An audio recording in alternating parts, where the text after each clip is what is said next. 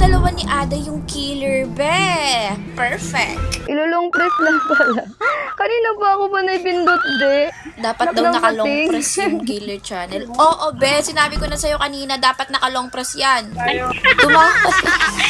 Sige, be. Patayin na natin to, be. Patayin na daw namin to. Kaya pinatay ko na si number 9. Nice. Dito pala ako sigaw. Ada! Nasaan ka na, be? Tapos ayan, biglang emergency meeting. May nakita akong dead body malapit sa kitchen at alam ko kung sino tumatay. Mag-report ka tapos di mo sinabi.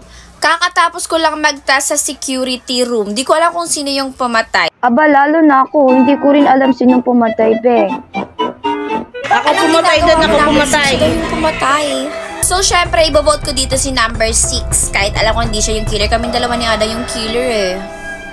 Diba? Si Billian si number 6. Dito guys, nakakapagkalata na si number 8 na ako daw yung killer. Kaya inantay ko na muna yung kill button ko para i-double kill namin ni Ada, be. Kaya naman si Ada, pinatay na si number 8. At pinatay ko na din si number 7.